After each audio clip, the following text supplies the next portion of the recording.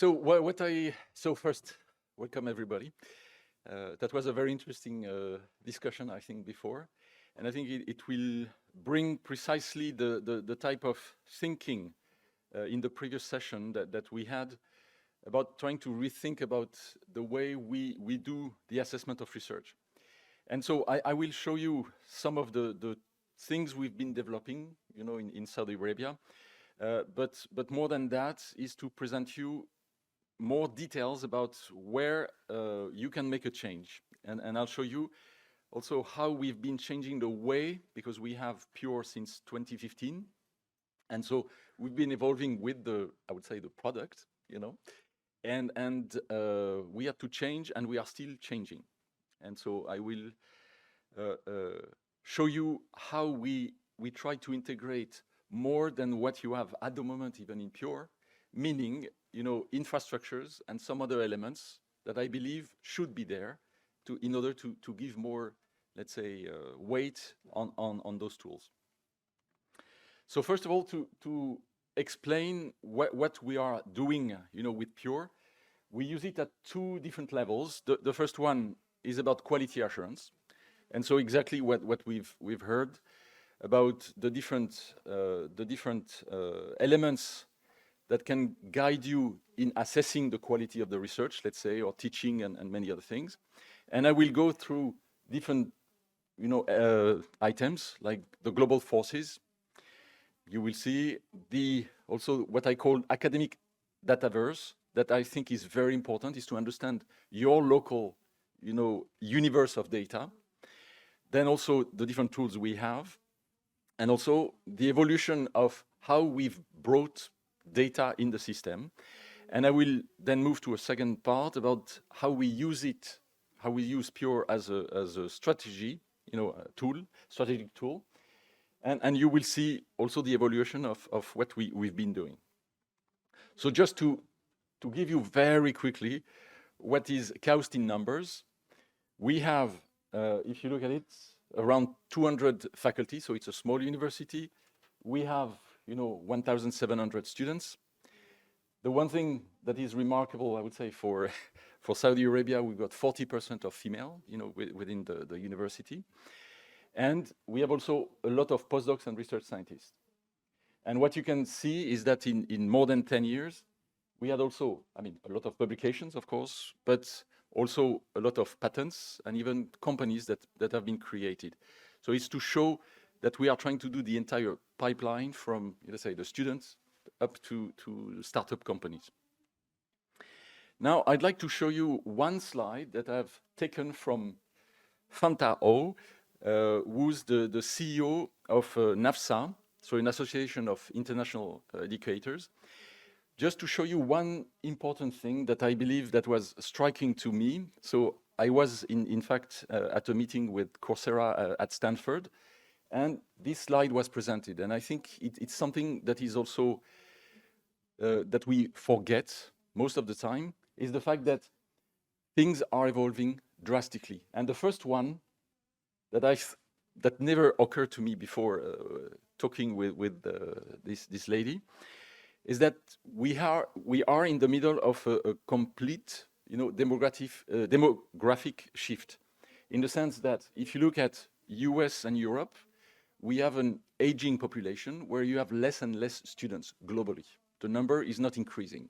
If you compare now to, let's say, Asia, Middle East, Africa, it's the exact opposite. It's just going, through the roof, and I'll show you the example of Saudi Arabia. And at the same time, you've got the what is called here the boost in national strategies, is that many countries are revising, the way they are doing education, they are doing research, and there is a big push. And the last part is, as I was mentioning, AI. I think there is also a shift in the skill demand. And so our students don't come to universities anymore just to get, let's say, a license, or a diploma, let's say, in chemistry. They want the extra skills because they want to go into business. And therefore, this is a shift that I think we have to take into account. And now I'd like to share with you a simple slide that shows you the evolution. So what you can see here in blue is the percentage in the youth population, okay, of people who are attending university, okay? So you go back, let's say, let's say in the 80s, 90s, you had something like 10, 15% of, population, the young population, going to university. Now, nowadays, you have 72, 75%, So it means all of a sudden, you have a lot of people who are educated. Second, look at those numbers. In 1982, in Saudi Arabia, you had 63,000 students registered. In 2009, 850,000. Nowadays, it's close to 1.8 million. So how do you deal with numbers like that? And that's why it's far away from what we are experiencing in Europe or in US, where you have more or less stable, plus or minus a few percent. This is a drastic change. And the second point here, how do you find not only, okay, you need to create universities, but how do you create professors? And how do you assess them? You just take postdocs, passing by, and then you tell them, okay, now you're a professor. No, you need to have a strategy.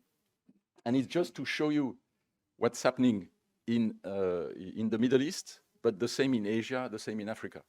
We're experiencing something totally new. And that's where the CRIS systems, so like Pure, are very important.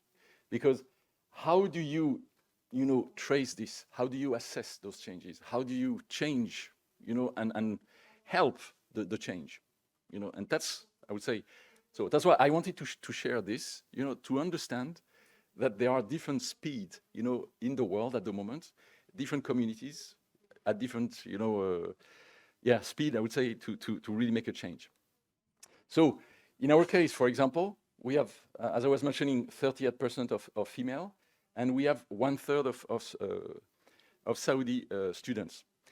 And again, that shows you the idea is that you've got a globalization of the student community. People are moving around. People are choosing where to go, what type of studies they want. They even, now you have more and more universities, even letting the student decide the curriculum, not just follow the curriculum, but choosing the curriculum. So I think this is something very important. Now I will jump to show you how internally we are dealing with the data. And so that's what I call the academic dataverse, in order to tackle all those problems. The number one thing I would like first to tell you that I think is most of the time neglected is precisely all the definition, standards, taxonomy, all these things. We take for granted that everybody knows what is a student, even what is a faculty, what is a professor, and I can tell you, and I'm sure it's something that many people may experience, is that what is the real definition of a student, of a researcher, of even equipment, of even a publication? What we call publication sometimes is just, anything that is going out, and is printed or electronically or something. So I think, and we've heard about even the problem of KPIs.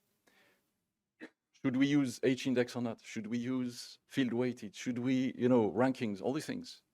This is something that I believe as a community, we should start rethinking. That said, I would say this is at the beginning and the end of the path.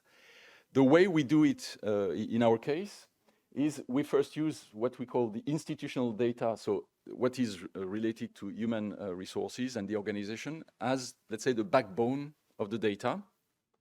Then we attach all the student data, so all the visiting alumni. We put all this into a central data warehouse. At a different level, we have what we call the faculty data. So it's all the grants, all the conferences, awards, anything related, let's say, to research is almost independent. And then we have what we call academic outputs. So it's all the patents, the metrics, ORCID, so anything, that is say, the outputs, and we gather all this into Pure. And the way we consider, let's say, all the departments, the university, even the senior management, student and everyone else, we consider them as users, so people external to some extent. And you could say that's well, and the situation is correct. The real issue is those are the users, and they want to interact with the system, and they want to change the system. And that's where we've started, a very interesting interaction. The second thing, and I'll show you something also special that we have the usual, faculty portal, as many of you have. We had to introduce, as I was telling you, for us it's very important to follow students, researchers, so anyone related to research, because this is a big pool of people. We have created a parallel portal dedicated to anyone related to academia. So the first one is really focused on our professors, our faculty. So that's let's say the visible, output. But we wanted to give an opportunity for our students, our researchers, anyone who's publishing, who has any impact, to also have a visibility, And so we created a second portal, so that you keep, let's say, the first one, you keep the faculty, and let's say the top professors having their own visibility, but making sure that you have enough, for the rest of the community. The next one is what we call the Academic Information Hub, is a place where you don't just have in some way the raw data, but more an analytical part. So it means you want to understand the department, you want to understand what we do in a given area. So the type of analysis that we do, for the senior management or for international reports. And that's precisely where we put, the analytical data. And that's how we see the way to use Pure, is to be able to have the normal visibility with the portal, and portals in our case. And on top, we combine that with a website where you can query almost, anything about the university. So it's kind of, let's say, KAUST in number to some extent. Now, I'd like to show you, so I was depicting a nice view of the academic dataverse. And now I'd like to show you how we've been evolving into bringing data into the system. So when we first got, Pure, the first import was through Excel files. So we had Excel files, and it was, I would say, a nightmare, because it was very difficult to convert into what Pure wanted. And it was, in terms of frequency, was also depending on the different departments. We were asking them the data. It takes a week, 2 weeks to get it. Then you have to clean. Then you go back to them and correct and say, something is wrong. And in the end, we had a lot of manual import and cleaning. So that was super time consuming. Then we moved into the database stage, where we didn't have experts, most of the staff were not experts in databases. And so we used a simple, I would say, a tool called FileMaker, that you may know, very easy to interact with. Same problem, frequency depending on the source. So it's the same issue. A lot of manual cleaning, and now we were avoiding the manual imports, so it means manual mistakes, but still time consuming. Now we are on those two stages, is to convert everything into XML, and we do directly XML imports, and this time we create the XML directly in the departments. So we ask every department, and so we have created tools for them, to import those XML, and then we do the import, and we have improved the frequency to a monthly changes. So in terms of students, every month we change, the entire cohort. The same for, not even for publication. Publication is almost every day, we import through this. And so with this way, we were able to import more data. into the system. And we started having this semi-automation. And now what we are moving towards is the API import. And you have the API import, but API cleaning. So the first one, what we do is almost on a weekly or daily basis to have, so we've started that. You sometimes even, prepare. So we have the XML or we have databases existing, and we do the API import. The second is what we call API cleaning, is we export data from Pure, we clean it outside, if it's so that it corresponds to what we want, and we re-import. It seems weird, but I can tell you it's sometimes very efficient. And so we export, clean, re-import. And in the end, what we gain is a high level of accuracy, and so that way, what we've been doing is what I was showing you before.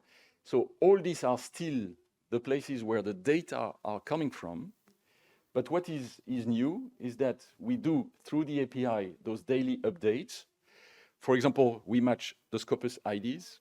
We try to look into more details if we have more information. And then we clean the data, even for persons internally. Because sometimes, and I can tell you for example, Arabic names, you got a lot of different ways of writing it. And therefore, sometimes you have a new article, a new project, a new something, and you have to make the correspondence, which is not always easy. And the same for the research output. We want to make sure, that it works this way. On top, of course, we have our faculty who have access to the system, and they can clean and amend, the system. So they have their own personal profile. They go there and they can clean. But that's, I would say, the normal way. Okay. But what we have introduced is this part where we import, then export, re-import, and play. It makes it more complex, but the quality, I would say, in the end is greater. Now I'd like to move to the second part about Pure as a tool for strategy. As I was mentioning, there are many countries that have their own national strategy. And for us in Saudi Arabia, there is a massive program called the Vision 2030, where there is a massive reform, where they want to inject massively funding into research in the kingdom. To give you a simple example, they currently spend about 0.5% of their GDP into research. The plan in the next 5-10 years is to go to 2.4% of the GDP, in research. The equivalent, of more than $20 billion a year, So it's exactly what I was telling you about the number of students. They made a jump, and now they want to also go in that direction, really injecting money, so in education and research. And as part of that, KAUST is also moving in that direction, trying to push this agenda. And therefore, one of the key elements is trying to make sure that when even we have a small group of students, what we try to do is to prepare them to the local needs. And what you can see here is we have, even though we have, if you remember, 35% of our students are Saudi, in fact, you've got 43% of our alumni staying in the kingdom because there are jobs, because there are activities, and you have a lot of Saudis who are moving outside. And so this is the type of things we are aiming at. And now I'd like to show you very quickly and globally one thing that we have been working with Alberto from Elsevier is trying to integrate within Pure the infrastructure side, because we believe when you think about it, typically in universities you have 1/3 of the budget is in capital, so it means in equipment.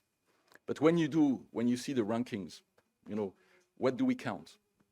We count publications, citations, reputation. We forget one key element for me, That is the infrastructure that you give to your student researchers and so on.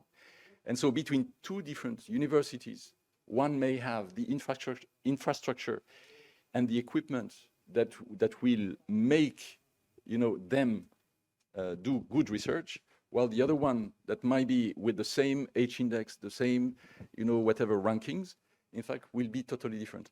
And so I do believe that as part of the assessment of the research and the way that we could rank, you know, different institutions, this should be taken into account. And just to give you, so one study that we had done was to look at the difference, and here you got the average patent citation number for the ones, that's for the university, and that's for the ones that were related to equipment. And it shows you that in fact you have more impact with those related to equipment. So once again, this is something we totally neglect, you know, while it is something, you know, intrinsically, you know, given in universities. And to show you another approach, you know, the SDGs, so the Sustainable Development Goals. And what we've done also is to look at the different SDGs and what you have. So the size of the bubble is proportional to the number of publications in this domain. And what we've, you know, you have here is the output in the top 10% citation percentiles, okay? And here, the field-weighted citation impact. And what you can see here, you know, even though we believed internally that we were good in many SDGs, you know, and anything, this is telling you straight away where you should be maybe focusing. You know, no discussion. We publish a lot there, and it's super impactful. So go ahead, you know. The same, I would say, as we collect, I'd like to finish with 2 or 3 slides. As we collect also information within Pure about the patents, so what you have here is the patents that are filed, the patents that are published, and the ones that are granted. And it's also a way to understand when we talk about proxies of success. You know, we are a young university, but this is a way to show slowly where we should be going and also how successful we are to some extent. Now, I'd like to show you 2 last slides. And it will be, in one hand, very good for KAUST and very bad, and you will see why. So first of all, so those are data taken from patent site in the main SDGs that KAUST is publishing patents. And so what you can see here is the competitive impact. So it means the market, you know, impact of our patents. So what you can see, the higher these diagrams are, the more impactful the patent you have. Okay, when you see that, you just say, wow, life below water, so we have a Red Sea center. You just say, great, wow. You can see that whenever we have a patent, there is a niche, so little competition, very impactful. So you could say successful. The same in other areas. You know, that's health, very good. You have other ones that is clear water, you know, very good. So all this, you say, wow, we know that whenever we do a patent, great impact in those areas. Now I'll show you simply the number of patents in those areas. Boo. Boo. So what you see here, I was so proud of the life below water, you know, but when you look at the number, in fact, it's a catastrophe. So we do not even make use of the niche, you know, and the places where we should be doing more, you know. And if I bring back, you know, you just say, so even for the other areas, you just say, wow, we are impactful here, we are impactful, and that's what we have. And more globally, that's what you can see here. So again, those are our patents, you know, number of patents here, and the competitive impact. And what you can see is whenever we have high impact, we have low number of patents. And that's completely independent of the number of publications. You know, in terms of publication citations, we are extremely good. You know, we nothing to complain. But when it comes to those patents and therefore impact, and that's what, you know, people are looking from outside, I think that's where you can drive based on your publications, based on your patent, on your equipment. That's where Pure, for us at least, is playing, you know, a clear role for our strategy, because it gives you something. And the last point I would like to say is, and I do believe, that is by combining, you know, Pure, Scival, PatentSite, other tools together to have a real nice picture, a real nice overview of the research. And that's how you can assess and really have your own strategy. Thank you very much.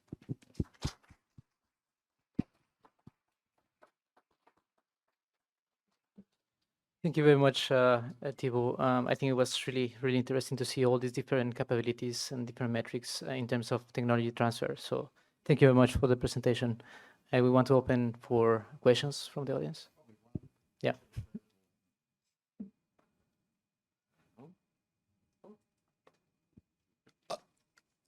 Can you go back to the what you did there? You're gonna, yeah. Oh, sorry. You mean here? Yeah. Can you tell us a little more about what you're actually doing in this?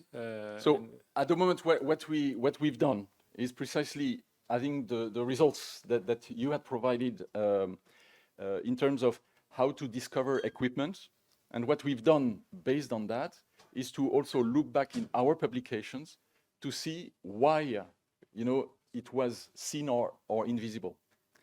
And what has driven, I would tell you, behind the scene is to go back to even our researchers to make sure not only you have the right affiliation, but also how you structure in your articles, how you refer to your equipment. And therefore, from the moment you know that this will have an impact in the discovery of the equipment, all of a sudden, so we are not at that stage yet, but we could impose a taxonomy to your researchers. Whenever you refer, you know, to this equipment, you should do it that way. And at the moment, there are no rules. You know, it's just, I have used this microscope, or I've used this, you know, NMR, da, da, da. And sometimes people put the number, sometimes the brand, sometimes whatever. And the idea for us was to go back and reverse engineer, trying to understand how come, let's say, in some cases, 80%, more than 80% were discovered. How come the last 20 were not? And even within the 80, were they correctly referenced? And so I think that's where, once you know that there is a mine, a gold mine of information there, in fact, it's also institutions should go and try to clean also the data from the moment you create the data.